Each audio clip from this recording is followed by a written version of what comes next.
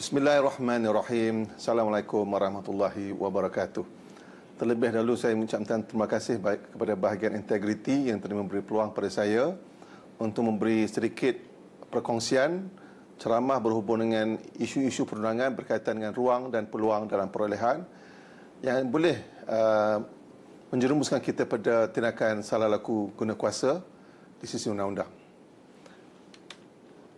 Jadi saya akan teruskan ceramah saya. Secara amnya, perolehan boleh diberikan pada dua peringkat, iaitu peringkat pra-kontrak dan peringkat pasca kontrak.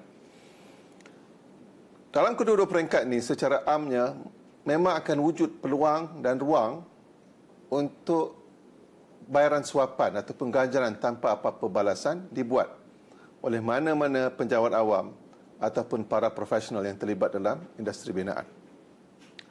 Penjawat awam menurut undang-undang dihalang daripada menerima apa-apa ganjaran tanpa apa-apa balasan daripada pihak-pihak yang mempunyai urusan resmi, yang akan ada urusan resmi, yang sedang ada urusan resmi atau yang telah dah habis urusan resmi. Selagi mana penjawat awam itu menerima ganjaran tanpa apa-apa balasan, andaian statutori boleh dibuat kepada penjawat awam tersebut bahawa dia telah menerima ganjaran atau suapan tanpa apa-apa balasan. Sekiranya ini berlaku, maka terserahlah pada penjawat awam tersebut ataupun orang kena tuduh tersebut untuk menimbulkan keraguan yang munasabah untuk agar membatalkan andaian statutori tersebut. Jadi saya akan meneruskan lecture saya dengan merujuk beberapa kes yang diputuskan di Mahkamah Tinggi. Secara amnya 3 kes yang melibatkan ruang dan peluang di peringkat pra-kontrak dan pasca kontrak. Ya? Dan juga merangkumi tanggungjawab kita sebagai penjawat awam dari sudut ruang dan peluang dalam perolehan. Ya? Sebagaimana kita tahu, di peringkat pra-kontrak, dia ada peringkat untuk penyediaan dokumen tender, lukisan, spesifikasi dan anggaran. Ini adalah satu ruang dan peluang untuk mana-mana orang terlibat sekiranya hendak untuk melakukan tindakan mendapat ganjaran tanpa apa-apa balasan. Begitu juga next, ya, di peringkat pasca kontrak dari sudut pengawasan kerja, penilaian, barang interim, penutupan akaun dan sebagainya, juga memberi ruang dan peluang pada mana-mana profesional untuk terlibat dalam menerima ganjaran tanpa apa-apa balasan, dan dengan itu boleh tindakan boleh diambil oleh pihak berkuasa. Di peringkat pra-kontrak, salah satu ruang dan peluang adalah penilaian tender, di mana ini juga akan memberi ruang pada mana-mana orang yang terlibat dalam penilaian tender untuk mendapat peluang menerima suapan tanpa apa-apa ganjaran. Next. Saya rujuk satu kes, tuan-tuan. Ini tuan-tuan boleh rujuk dalam nota tuan-tuan. Public Prosecutor ataupun PP versus Chua Beng Siong pada 2016. Nah, fakta kes ni, Chua Beng Siong ni adalah orang yang kena tuduh, OKT. Manakala PP ni pendakwa raya lah, Public Prosecutor. Ada dua pertuduhan. Pertuduhan pertama telah cuba dibuat tapi tidak disabitkan di Mahkamah Session. Meskipun demikian, pertuduhan kedua dapat disabitkan ke Mahkamah Session. Jadi, Encik Chua Beng Siong tidak berpuas hati, telah merayu kepada Mahkamah Tinggi untuk mengenepikan sabitan yang telah dibuat di Mahkamah Session di pertuduhan kedua. Kedua-dua PP dan OKT, PP pun telah membuat rayuan untuk mengenepikan keputusan Mahkamah Session untuk pertuduhan yang pertama. Menurut fakta kes, Kasral Jaya Sdn Bhd telah mendapat projek sebagai subkontraktor daripada kontraktor DTE Construction bagi satu tender projek di bawah Majlis Perbandaran Pulau Pinang ataupun MPPP sekitar tahun 2006. Tajuk tender adalah projek menaik taraf kerja-kerja infrastruktur di zon industri, bayan lepas dan Teknoplex MK12, daerah barat daya Pulau Pinang. So far, OKT ni, orang kena tuduh ni atau Chua ni adalah perunding kejuruteraan awam yang telah menyediakan reka bentuk, dokumen tender dan juga menilai tender dan kemudian akan menjadi SO bagi projek ini. Projek ini telah dibiayai oleh MIDA atau Malaysian Investment Development Authority dengan harga sekitar 6 juta ringgit. MPP panggil tender, tapi yang sediakan dokumen adalah perunding yang dimiliki oleh OKT dan OKT telah menyediakan laporan tender dan telah kemukakan kepada MPP atau Majlis Perputaran Pulau Pinang untuk menyediakan kertas kerja untuk diangkat ke lembaga persetujuan tender. Ya. Perunding juga bertanggungjawab untuk menyediakan anggaran jabatan bagi projek ini.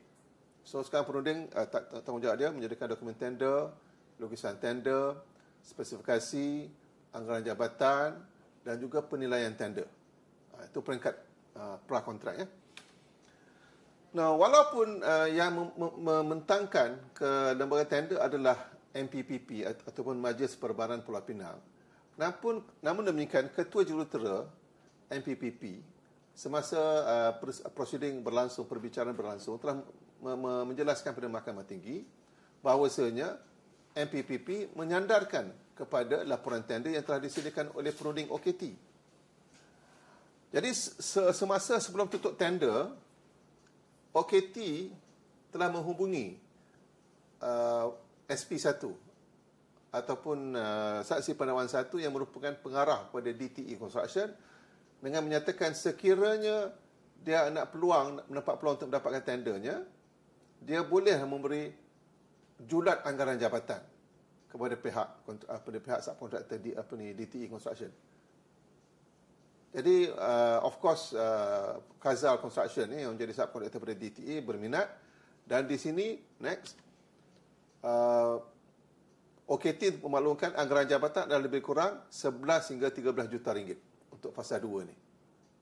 Jadi setidak-tidaknya subkontraktor Kazal Construction ni dapat menawarkan harga sekitar harga tersebut 11 juta hingga 13 juta supaya peluang mendapat projek adalah cerah. Ya, so ada perbincangan di antara OKT dengan subkontraktor tersebut ataupun SP1, pengarah kontraktor tersebut, saksi pendakwa 1, SP1. Jadi KJSB atau subkontraktor telah mengemukakan harga tender dengan harga sebanyak 11.175 kepada MPP apabila tutup tender. Next. Pengarah KJSB telah membuat dakwaan bahawa OKT ini setelah memberi anggaran jabatan telah memberi dengan bersyarat, iaitu dia akan mendapat ganjaran bayaran sebanyak 400,000 sebagai suapan. Dan dia akan OKT memberi jaminan dia akan berusaha bersungguh-sungguh untuk memastikan Kasar Jaya dapat tender. Dan juga dia memberi jaminan semasa kerja-kerja pembinaan dilaksanakan, dia akan memastikan tiada gangguan dan dia tidak akan mengganggu kerja-kerja pembinaan di tapak bina. Ya. Namun demikian, OKT telah menafikan perkara ini. Ketua Jurutera MPP menyatakan bahawa meskipun MPP adalah SO bagi projek ini, tetapi yang mengawas kerja adalah perunding OKT. Ya. Ketua Jurutera MPP juga memaklumkan bahawa hanya beliau dan OKT sahaja yang mengetahui anggaran jabatan, yang akan menilai tender adalah perunding OKT. So, perunding OKT telah menilai tender yang dikemukakan oleh SP1, syarikat KJSB, ya, dan telah menganugerahkan 90 markah. Maknanya markah paling tinggi. Jadi dia kata sebenarnya penilaian tender ni berdasarkan kaedah penilaian tender yang dibangun oleh Jabatan Kerja Raya. So dia hanya ikut je. Dapat 90 marks tu berdasarkan guideline yang telah ditetapkan oleh Jabatan Kerja Raya. Dalam hal ni setelah Lembaga Tender Persetujuan mendapati plan tender dan telah menganugerahkan kepada Kasal Jaya, KJSB. So, KJSB telah dapat projek ini dan telah tarikh mula kerja daripada 7 Mei 2006 dan telah mendapat wang pendahuluan dari pihak kerajaan sebanyak 2.711 million. Di situ bermulalah. Apabila OKT perunding mendapat tahu bahawa dia dapat wang pendahuluan, mulalah dia meminta 400,000 sebagai suapan. Ya. OKT didakwa mula meminta wang sebanyak 400,000 apabila wang pendahuluan dibayar pada subkontraktor. Namun demikian, SP1, pengarah syarikat KJSB, tidak mengindahkan permintaan OKT tersebut. Maka semasa kerja-kerja pembinaan dilaksanakan, OKT telah mengeluarkan banyak arahan EI, Engineers Instruction. EI ni bukan VO, tuan-tuan. EI can be anything. Can be tak ikut non-conformance report, tak ikut kerja, kena buat balik semula, defect, ya. Dan beberapa perkara interim telah ditahan, dilengahkan undervaluation. Di situ ada ruang dan peluang bagi OKT. KJSB mendakwa perkara ini dapat mengganggu kelancaran projek. Namun demikian, OKT menafikan semua bayaran ikut prosedur. Semua penilaian kerja ikut prosedur.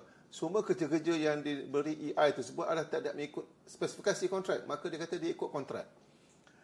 Beberapa mesyuarat dan perbincangan telah diadakan antara OKT dengan SP1 dan akhirnya OKT bersetuju untuk mengurangkan bayaran suapan kepada RM350,000. Again, perkara ini telah dinafikan oleh OKT. Sebaliknya, kata perbincangan itu ada, tapi lebih berhubungkan sampel bahan-bahan binaan di tapak bina, bukan untuk meminta duit sebanyak RM350,000. Selepas mesyuarat dengan OKT pada 1/7/2009, KJSB telah membuat laporan kepada pihak SPRM, Suruhanjaya Pencegahan Rasuah Malaysia. Dia dah tak tahan dah. Satu mesyuarat untuk memerangkapkan OKT pada 8/7/2009, di mana SPRM telah menggunakan wang yang telah ditanda, mark notes, notes cash tu ada tanda, supaya SPRM dapat mengesan duit tu pergi mana, yang berjumlah sebanyak RM350,000. SPRM telah menyerahkan wang yang ditanda itu kepada pengarah KJSB atau SP1 untuk diberikan kepada OKT. KJSB telah menelpon OKT dan telah memaklumkan wang sebanyak RM350,000 ada bersamanya dan akan diberikan kepada OKT. Adalah didapati OKT menjawab, ya. Itu memang dirakamkan, ada transkrip telah dibuktikan di mahkamah. Rakaman perbualan telefon di antara pengarah KJSB dan OKT oleh SPRM berserta transkripnya dan telah dikemukakan sebagai bahan bukti di mahkamah. Pengarah KJSB berserta dengan seorang pegawai SPRM telah berjumpa dengan OKT pada 8/7/2009 di kawasan pejabat OKT. Beg plastik berisi dengan duit yang telah ditanda tersebut telah diserahkan kepada OKT. Pengarah KJSB telah menanyakan berhubung dengan permohonan lanjutan masa. OKT menjawab, perkara ini akan dibincangkan kemudian. Maknanya dia nak serahkan duit dalam beg plastik itu, dia sempat bertanya, macam mana permohonan lanjutan masa saya? Kita bincang kemudian, kata OKT. Setelah OKT mengambil beg plastik berisi duit, OKT telah menuju ke arah lift bangunan tetapi telah ditahan oleh pihak SPRM. Menurut KJSB, selepas penahanan OKT, projek ini telah diselia sepenuhnya oleh MPP dan hanya 3 EI sahaja yang dikeluarkan oleh MPP berbanding dengan banyak EI yang telah dikeluarkan oleh OKT. Mahkamah Tinggi telah merujuk pada Seksyen 10A, Subsection AA, Anti-Corruption Act yang memperuntukkan, ini amat penting tuan-tuan kena faham, offence of accepting gratification. You can read in your notes this one. A person who by himself or in conjunction with any other person corruptly solicits or receives or agrees to receive for himself or any other person any gratification as an inducement to or a reward for or otherwise on account of any person doing, forbearing to do anything in respect of any matter or transaction actual or proposed or likely to take place or shall be guilty of an offence. Ini key point. Tuan-tuan boleh baca dalam nota tuan-tuan. Maksudnya kalau kita terima duit sebagai satu gratification, suapan, ganjaran, sebagai dorongan untuk kita tak ambil tindakan. Contoh, kerja-kerja pembinaan, dia terima saja walaupun tak ikut spesifikasi atau lukisan, atau dia membantu untuk beberapa perkara, maka orang tersebut adalah telah melakukan satu kesalahan di sisi undang-undang. Itu Seksyen 10 Akta Anti-Corruption Act. Nah, menurut Seksyen 10 AA tadi, Anti-Corruption Act adalah dapati mana-mana orang secara rasuah meminta atau menerima atau bersetuju untuk menerima bagi dirinya atau bagi pihak orang lain apa-apa suapan sebagai dorongan untuk melakukan atau tidak melakukan apa-apa perkara atau sesuatu transaksi, maka mana-mana orang tersebut telah melakukan satu kesalahan.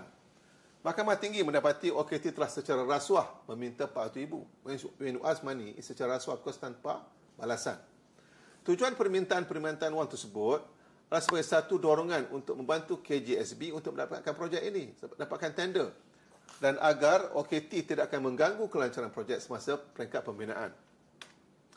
Mahkamah Tinggi mendapati terdapat gangguan daripada OKT semasa kerja pembinaan. Sebanyak 274 EI, Engineers Instruction, telah dikeluarkan. EI ini bukan VO, tuan-tuan. EI ini bukan VO. Berbanding dengan 3 EI yang dikeluarkan oleh MPP semasa dia mengambil alih projek untuk menyelesaikan projek ini. Apabila pihak KJSB mendapat bayaran wang pendahuluan sebanyak 2.7 juta, masa itulah baru AKT meminta wang sebanyak 400,000 yang dikurangkan kepada 350,000. Mana ada pertalian, ya, ada pertalian. When the money comes out from wang pendahuluan, dia minta duit. So dia sepertalian dah. Sehubungan itu terdapat bukti yang mencukupi yang menunjukkan OKT meminta wang apabila wang pendahuluan dibayar kepada kontraktor. Ini penting tuan-tuan. Ini is very important. I'm going to refer to section 50, subsection 1, Akta Suruhanjaya Pencegahan Rasuah. Ini amat penting, tuan-tuan kena faham. Ini terpakai pada kita sebagai civil servant. And I will introduce another section yang akan terpakai pada civil servant. Tapi tuan-tuan kena pegang. Anggapan dalam kesalahan tertentu. Jika mana-mana proceeding terhadap mana-mana orang, sesuatu kawasan di bawah section 16, 17, 18, 20, 21 atau 23 adalah dibuktikan bahawa apa-apa suapan telah diterima atau dipersetujui untuk diterima, disetujui terima atau dipersetujui untuk disetujui terima, diperoleh atau cuba diperoleh, diminta, diberikan atau dipersetujui untuk diberikan, dijanjikan atau ditawarkan. Suapan itu hendaklah dianggap, the law will presume, ya, hendaklah dianggap telah diterima atau dipersetujui untuk diterima secara rasuah. Maksudnya tuan-tuan, kita dapat duit itu, automatically the law will presume you will now commit rasuah. Jadi terserahlah pada you untuk menimbulkan keraguan terhadap anggapan statutory ini. Berbeza tuan-tuan, berbeza kalau selalunya kita kata you are innocent until proven guilty, kan? Itu anggapan biasa. Tapi dari sisi ini rasuah lain. You are guilty until you prove yourself innocent. Dia terbalik. Macam drugs juga lah. Dangerous Drugs Act, you presume to do some trafficking until you prove otherwise. Sama macam ni. Ini yang kita kena faham. Kita terima duit je straight away, anggapan undang-undang mengatakan you telah mengambil rasuah, melainkan you dapat menimbulkan keraguan yang munasabah. Reasonable doubt. Not beyond reasonable doubt. Reasonable doubt. Sudah. Yang anggapan itu tak betul. Kena patahkan hujah tersebut. Di bawah section 50 subsection ini, anggapan statutory, timbul dan dengan itu boleh dianggap bahawa duit yang diberikan kepada dan diterima oleh OKT adalah secara rasuah. Sebenarnya itu satu kes prima facie telah dibuktikan oleh pendakwa raya terhadap OKT. Mahkamah Tinggi mendapati OKT telah gagal untuk menimbulkan apa-apa keraguan yang munasabah dan dengan itu Mahkamah Tinggi telah mengekalkan keputusan Mahkamah Session untuk mensabitkan OKT. Tuan-tuan boleh bacalah petikan penghakiman daripada Yang Arif Colin Lawrence Sequeira ni di Mahkamah Tinggi. Tuan-tuan boleh baca. Saya tak akan baca untuk tuan-tuan. Apa yang saya nak hujah di sini tuan-tuan, mudah aja, you can go one by one. First, kita dah establish dalam peringkat pra-kontrak dan pasca kontrak ada ruang dan peluang. Ada ruang dan peluang. Kita dah baca tadi. Ruang contoh menyediakan spesifikasi, lukisan, dokumen tender, anggaran jabatan. Lepas tu penilaian tender.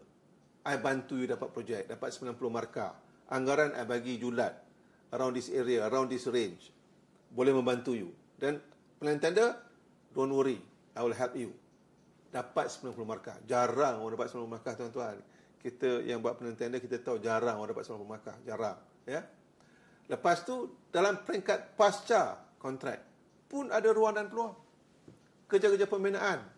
Nak terima tak mau terima kerja yang telah dibina. Dia kata NCR dan sebagainya. Dia suruh kita buat balik. Dia ganggu. Dan juga penilaian interim. Lengahkan, lambatkan, undervaluation dan sebagainya. Ini boleh mengganggu. Di situlah kita dapati ada ruang dan peluang. Tetapi ingat tuan-tuan, benda ni memang PISPRM dia boleh perangkap kita. Macam kita tengok kes tadi, dia perangkap kita dengan wang bertanda, mark notes dan rakaman.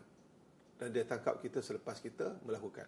Dan anggapan di sisi undang-undang di bawah section 50, ya, dia kata kalau kita terima duit secara suapan tanpa apa-apa perasaan. Apa maksud tanpa apa-apa perasaan, tuan-tuan? Yang bayar siapa? MPP ke atau you? Atau perunding, OKT tadi? MPPP kan? Jadi dia dapat duit for nothing. Yang bayar bagi kerja pembinaan adalah Majlis Perbandaran Pulau Pinang. Itu maksudnya dapat duit tanpa apa-apa balasan. Jadi satu lagi faktor yang kena ingat, orang yang ada urusan, akan ada urusan, berpotensi akan ada urusan, sedang berurusan, telah berurusan, ini boleh menjadi isu untuk satu tindakan undang-undang sebagai rasuah ataupun salah laku. Itu yang saya nak tekankan di sini. Maksudnya kita, tuan-tuan, di peringkat ini, contoh harga anggaran jabatan sulit. Dalam sirkular treasury contohnya, dia kata sulit. Ada sebab. Penilaian tender sulit. Ada sebab. Sampailah proses tu keluar SST. Barulah penanda yang berjaya, tanda tangani SST. Barulah kita pamerkan sebagai keputusan tender yang berjaya. Ada sebab kenapa treasury sirkular cakap macam tu. Kerana mengekang benda-benda macam ni. So, izinkan saya teruskan pada topik yang kedua, iaitu menerima ganjaran tanpa balasan oleh seorang penjawat awam. Ini very clear case on penjawat awam. Tadi itu private sector, projek awam, public project. Ini melibatkan penjawat awam. Macam mana mahkamah menilai kita sebagai penjawat awam? Now, apa yang saya telah mention tadi, penjawat awam ni, dia tidak boleh menerima apa-apa ganjaran. Dia tak cakap duit. Ganjaran can be anything. Kita akan baca kes kemudian. Golf course pun ganjaran. Pergi holiday pun ganjaran. Tak semestinya duit. Sebelum, semasa, selepas. Sebelum. Orang tu ada potensi akan berurusan dengan kita. Dia tak dapat tender lagi. Tapi dia ada potensi dapat tender. Itu sebelum. Semasa. Dia dah tengah nilai tender dah. Tengah buat projek. Itu semasa. Selepas projek siap, kita dapat ganjaran. Selepas. Ketiga-tiga fasa ni, kita sebagai penjawat awam tak boleh menerima apa-apa ganjaran langsung daripada dia. Kita akan bincang lagi kes kemudian, termasuklah pinjaman pun tak boleh. Tuan-tuan? Tuan-tuan kena faham. Okey, saya rujuk satu kes, Public Prosecutor versus Kafas Liza Syafi'i, 2018, melibatkan seorang pembantu teknik di Jabatan Pengairan dan Saliran Macam, Kelantan. Ini penting. Macam mana mahkamah atau undang-undang different laws applies to us as civil servant. Itu penting, tuan-tuan. Saya baca. Di bawah Section 165, Kanun Keseksaan, Penal Code, bahasa Inggeris Penal Code. Public servant obtaining any valuable thing without consideration from person concerned in any proceeding or business transacted by such public servant. Kita. Saya baca sikit, saya baca petikan, saya tak nak baca semua. Whoever being a public servant accepts or obtains or agrees to accept or attempts to obtain for himself or for any other person any valuable thing without consideration or for a consideration which he knows to be inadequate. Contoh, projek car, lepas siap, harga tu lepas siap mungkin RM20,000, dia jual RM5,000. Itu inadequate consideration. Di situ ada isu dah, tuan-tuan. Menurut Section 165 ni, from any person whom he knows to have been, or to be likely to be concerned in any proceeding or business transacted or about to be transacted by such public servant, then he can be punished with imprisonment for a term which may extend to 2 years or with fine or with both. Di sini public servant kita. Section 165 adalah khusus untuk penjawat awam. Tuan-tuan kena faham. Okey, sekarang ni kita ambil ciri-ciri Mahkamah Tinggi merujuk pada Section 165 Kanun Keseksaan tu. Ada 4 ciri-ciri yang perlu dibuktikan. OKT adalah seorang penjawat awam. Memanglah, dia pembantu teknik. OKT, masa tu dia telah terima RM3,000 untuk sebuah harga, tuan-tuan. Sebuah harga kelas F. Telah menerima barang berharga iaitu wang tunai sebanyak RM3,000. OKT telah menerima wang tunai tanpa apa-apa balasan. Maksud tanpa apa-apa balasan, maksud apa, tuan-tuan? Yang bayar kerja tu Kerajaan Malaysia. Bukan pembantu teknik. Dia dapat duit tu free lah kan. Itu maksudnya tanpa apa-apa balasan. OKT mempunyai pengetahuan bahawa SP1, saksi pendakwa 1, mempunyai urusan resmi dengannya dan pihak JPS. Pasal dia, kita civil servant, di moment kita sit kat sini, malam, pagi, siang, berhubung dengan urusan resmi, kita tetap bertindak sebagai penyiar awam. Kena faham tuan-tuan. Pukul 10 malam pun, kalau dia telefon kita pasal kerja, kita bertindak sebagai penjawat awam.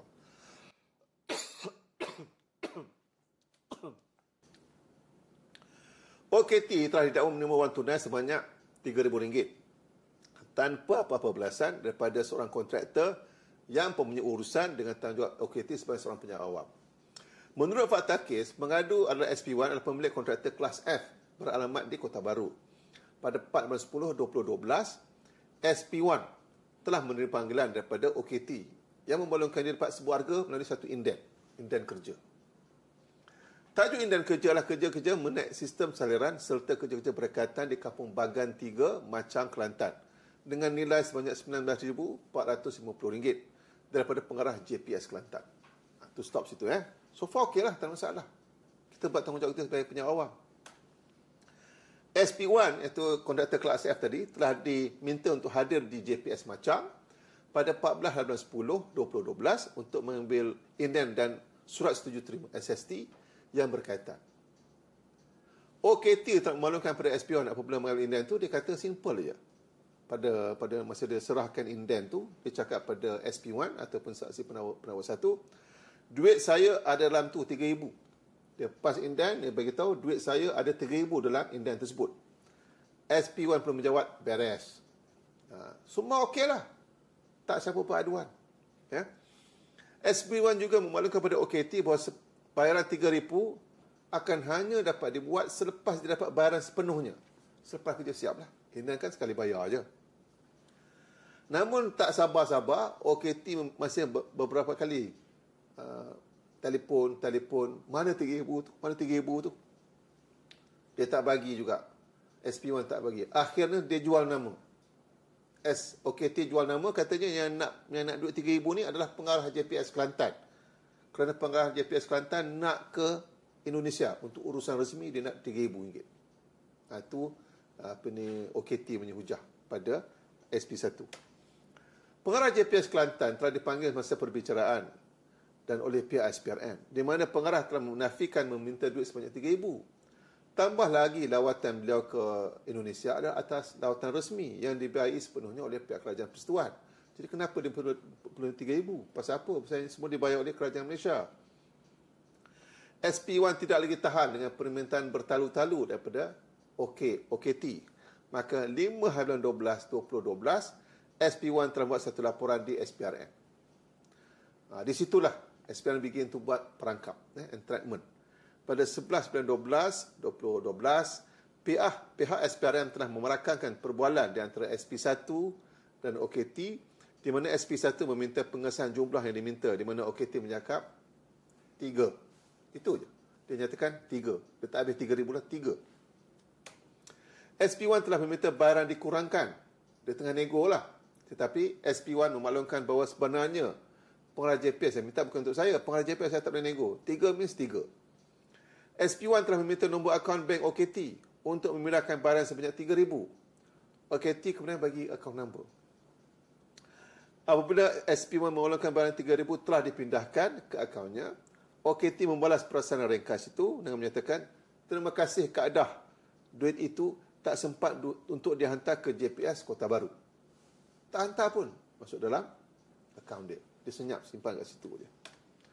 Keesokan harinya, pada 17/12, OKT telah ditahan oleh SPRM. Ya. Sekarang ni, tuan-tuan, again, kita rujuk Seksyen 165. Lepas tu, dia akan baca bersama Seksyen 50, Subsection Akta Suruhanjaya Pencegahan Rasuah 2009.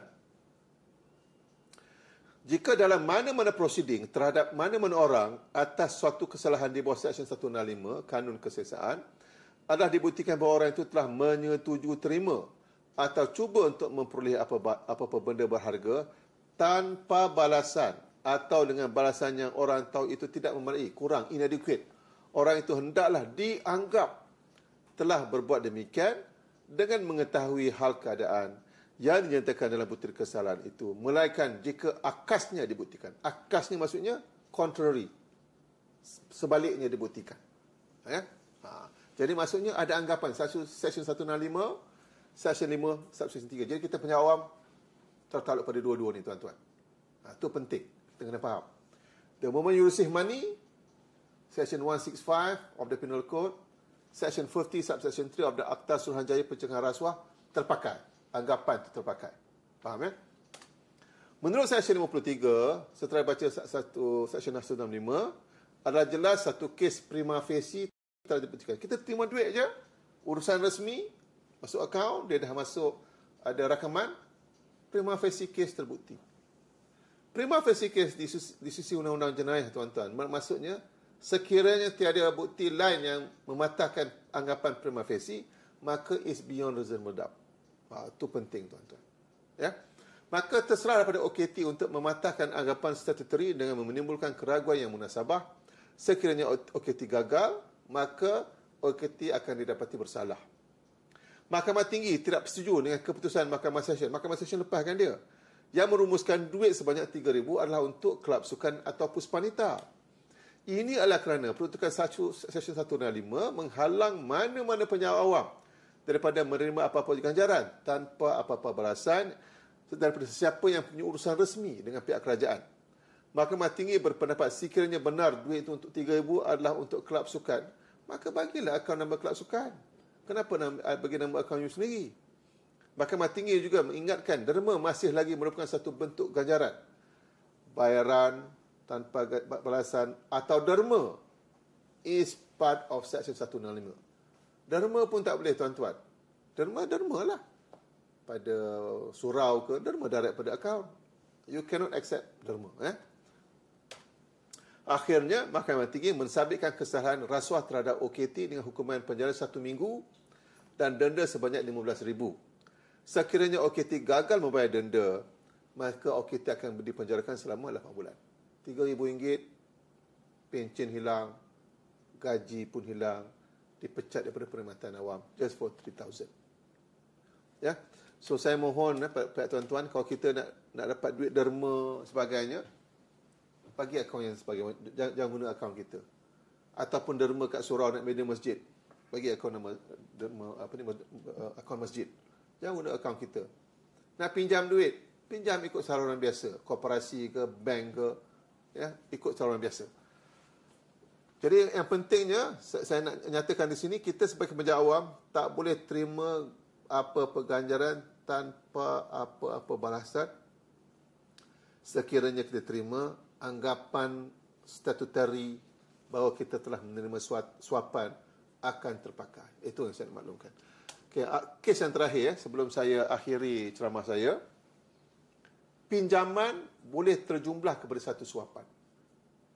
Pinjaman, you pinjam pun sebagai penjawat awam, kita ni penjawat awam, boleh terjumlah kepada satu suapan. Itu penting, ya. Sebagai seorang penjawat awam, kalau kita di bawah Seksyen 165, dia kata tadi derma, inadequate, loan, anggapan undang-undang akan dibuat terhadap kita. Kita telah menerima suapan, ya. Okey. Saya rujuk satu kes. Kes ni Baharudin Ahmad versus Public Prosecutor 2013 melibatkan Majlis Perbandaran Kanga, YDP. OKT adalah yang di-Ketua Majlis Perbandaran Kanga. Pada 5 hingga 19 bulan Februari, OKT telah meminta ganjaran untuk dirinya sebanyak 3% daripada 10 juta, itu 300,000 daripada seorang Nik Mohtar bin Nik Hassan. Ganjaran yang diminta oleh OKT sebagai satu dorongan untuk OKT sebagai seorang penjawat awam, ya, untuk meluluskan cadangan satu projek pembangunan bercampur, mixed development, ditambah taman singgah sana, Mukim Titi, Tinggi, Padang Besar Perlis, yang melibatkan 10 ekar tanah. Mahkamah Tinggi telah merujuk Seksyen 42, Subsection 1, Akta Pencegahan Rasuah. Ya. Where in any proceeding against any person for an offence under Section 10, 11, 13, 14 or 15, it is proved that any gratification has been accepted or solicited, given or agreed to be given, or offered, the gratification shall be presumed to have been corruptly accepted. You dapat duit aja, as a penjawat, assume to be corruptly accepted.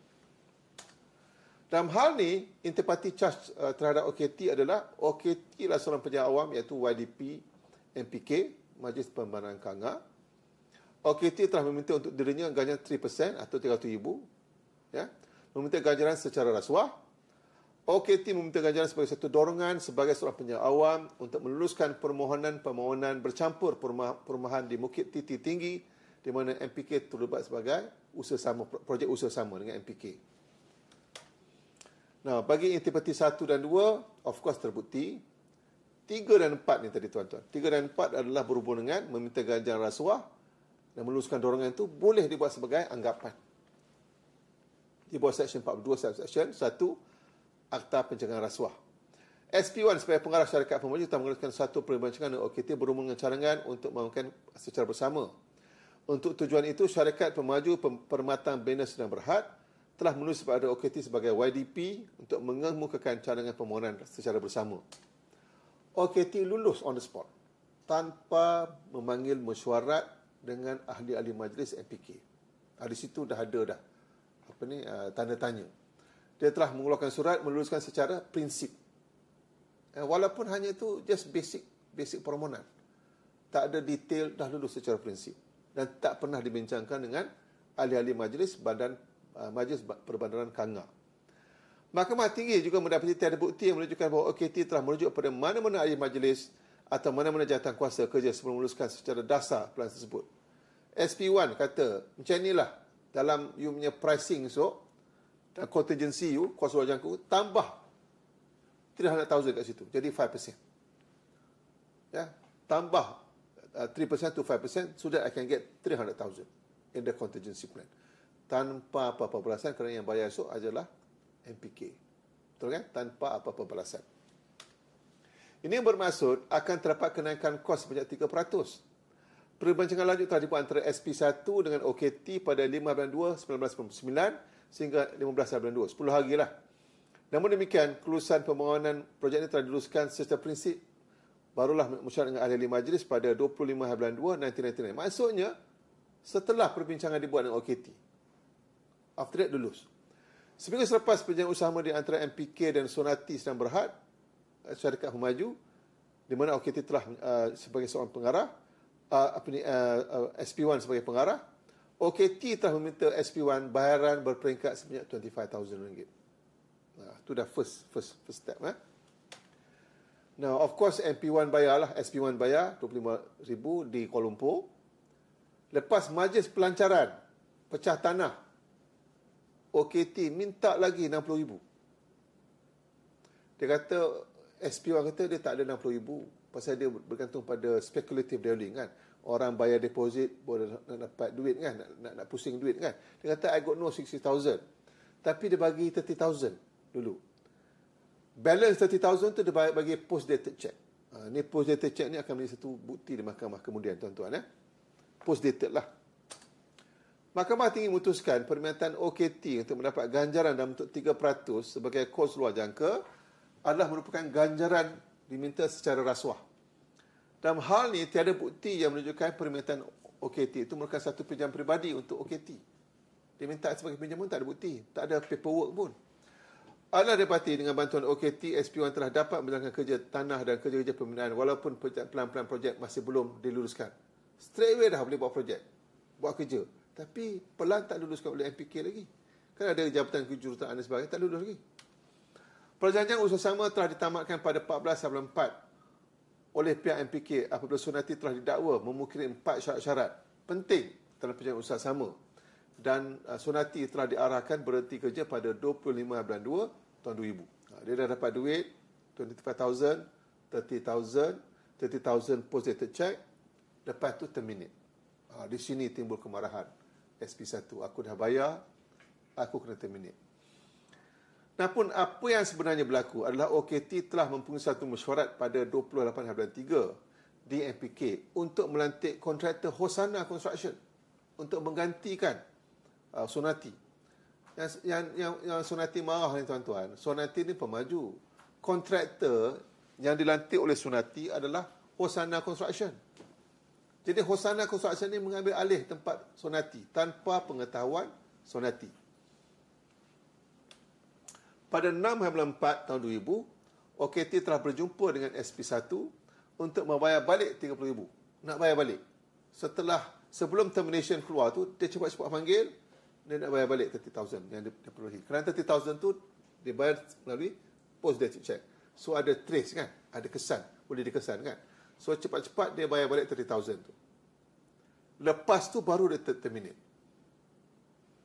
Dalam mesyuarat untuk bayar balik 30,000 tu, OKT telah meminta SP1 untuk menandatangani satu perakuan penerimaan bayaran balik pinjaman peribadi sebanyak 30,000 yang telah diundurkan tarikh, backdated kepada bulan Disember 1999. Setelah menerima perakuan tersebut, OKT telah membayar balik RM30,000. Mahkamah Tinggi mendapati sekiranya ini benar. Mengapakah OKT hanya membayar 30,000? What about the other payment? Mana you buat part payment aja. What about the other payment? You tak bayar balik. PP mendakwa bayaran balik sebanyak 30,000 itu sebenarnya disebabkan ganjaran yang telah diberikan oleh SP1 adalah dalam bentuk cek yang telah ditunaikan oleh isterinya di bank sebelum ini. Maka untuk melindungi penerimaan ganjaran yang boleh dikesan, OKT hanya bayar 30,000 saja. So, cek tu boleh dikesan kan. Yang lain is transaction, is private transaction, tak dapat dikesan. Mahkamah Tinggi mendapati tindakan OKT membayar balik 30,000 adalah oleh kerana OKT sudah tahu bahawa kontraktor Hosana akan dilantik untuk membangkitkan Sonati. Maka sebelum perkara ini menjadi rumit, eloklah dia bayar dulu. Itu sebenarnya tujuannya tuan-tuan. Mahkamah Tinggi mendapati bayaran lain yang dibuat dengan tidak menggunakan apa-apa resit. Tak ada bukti yang diberikan oleh SP1. Just hearsay je lah. Tapi still, there's some pattern to it. Mahkamah Tinggi juga mendapati bahawa setakat ini SP1 hanya membayar setakat 85,000 saja. Ini mungkin menyebabkan OKT tidak berpuas hati dengan SP1. Sehubungan itulah OKT telah meminta SP1 untuk melepaskan projek ini agar dapat digantikan dengan pihak Hosana, kontraktor tersebut. Mahkamah Tinggi juga mendapati bahawa OKT memainkan peranan yang aktif untuk menambahkan kontrak dengan Sonati. OKT telah mengaku menerima satu set peralatan golf daripada SP1. Ini berlaku semasa pelancaran pertandingan golf YDP, MPK. So, dia dapat satu golf set. Ya. Mahkamah Tinggi telah merujuk Seksyen 42 yang 3 tadi, yang kita dah mention tadi. Where in any proceeding is any person for an offence under Section 165, it is proved that such person has accepted and or obtained to any valuable thing without consideration or for a consideration which such person knows to be inadequate, then such person shall be presumed to have done so with such knowledge. Di situ anggapan akan berlaku. And then, kita rujuk Seksyen 2, Akta Pencegahan Rasuah. Set peralatan golf tu. Suapan ertinya wang, derma, alang, pinjaman, fee, hadiah, cagaran berharga, harta atau kepentingan mengenai harta, iaitu apa-apa jenis harta, sama ada alih atau tak alih, atau apa-apa manfaat seumpamanya itu yang lain. Maksud tuan-tuan, boleh melibatkan wang, derma atau pinjaman. Pinjaman pun boleh menjadi satu suapan. Dalam hal ini, derma adalah suatu tindakan yang terjemah suatu suapan, melainkan tindakan itu adalah satu yang jujur. Sebenarnya itu, Mahkamah Tinggi memutuskan PP telah berjaya membuktikan satu kes prima facie di bawah Seksyen 165 Kanun Keselesaan. Mahkamah Tinggi mendapati tujuan SP1 dan SP2 membeli satu set peralatan golf adalah untuk memberikan OKT kepada OKT tanpa apa-apa balasan. Sekiranya benar, set peralatan golf itu merupakan satu bentuk pinjaman, namun OKT sehingga kini tidak pernah membayar satu sen pun kepada SP1 dan SP2. Pembelian set peralatan golf ini dibuat sebelum pertandingan Piala YDP diadakan di Perlis. Ini menunjukkan OKT memerlukan set tersebut memandangkan pertandingan tersebut akan diadakan tidak lama lagi. Mahkamah Tinggi juga mendapati tiada bukti dokumentari yang menunjukkan bayaran 30,000 merupakan satu pinjaman daripada SP1 kepada OKT. Sonati didapati agak sukar untuk membayar kontraktor Hasana yang nantinya untuk menjalankan kerja. Pasal duit dah dibayar pada YDP. Sebenarnya itu adalah tidak mungkin SP1 meminjamkan duit kepada OKT memandangkan syarikat Sonati sendiri mempunyai masalah kewangan. Maksudnya bukan pinjaman, mungkin suapan. Mahkamah Tinggi mendapati OKT telah gagal menimbulkan apa-apa keraguan yang munasabah di atas anggapan di bawah Seksyen 42, Subseksyen 3, Akta Pencegahan Rasuah 1997. Sehubungan dengan itu, Mahkamah Tinggi mengekalkan keputusan Mahkamah Session untuk mensabitkan kesalahan rasuah terhadap OKT. Apa yang kita belajar? Tuan-tuan boleh baca petikan penghakiman daripada Yang Arif, Tuan Zamani Rahim. Ya, tuan-tuan boleh baca apa-apa penghakiman ya, peti perkara penghakiman. Apa yang saya nak hujahkan di sini mudah ya tuan-tuan. Pinjaman offset aja tadi menyebabkan dia terbabit, disabit dengan kesalahan offset. Itu saja. Ya. Because walaupun pinjaman daripada mana-mana orang yang mempunyai arahan urusan resmi dari pihak kerajaan boleh dianggap telah menerima suapan. Di bawah Seksyen 2 yang saya rujuk tadi. Ya. Jadi kita sebagai pejabat awam, apa yang kita belajar from this case mudah saja tuan-tuan. Tak boleh terima apa-apa ganjaran dalam bentuk apa-apa yang bernilai daripada mana-mana orang yang akan sedang selepas ada urusan resmi dengan pihak kerajaan, dengan kita, dengan pihak sebagai seorang pejabat awam. Sekiranya ada, dia boleh menimbulkan anggapan terdapat tindakan rasuah, penerimaan secara rasuah. So, rumusan saya mudah saja tuan-tuan dalam proses pra-kontrak dan pasca-kontrak ini memang ada ruang dan peluang. Begitu juga dalam kerja-kerja pembinaan, penilaian tender, anggaran jabatan, ada ruang dan peluang. Ya?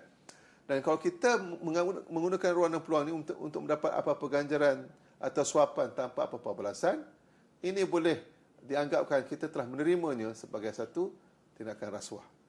Akhir kata, eloklah kita untuk memperingatkan diri kita sebagai pejabat awam untuk tidak menerima apa-apa barangan yang berharga daripada mana-mana kontraktor, perunding atau mana-mana subkontraktor atau pembekal, agar kita tidak boleh ditimbulkan anggapan di bawah undang-undang yang kita dapat suapan tersebut dalam bentuk rasuah. Akhir kata, saya mohon ampun dan maaf sekiranya terdapat terkasar bahasa atau tingkah laku saya yang kurang menyenangkan tuan-tuan dan puan-puan sekalian. Wabillahi taufik wal hidayah. Wassalamualaikum warahmatullahi wabarakatuh. Terima kasih.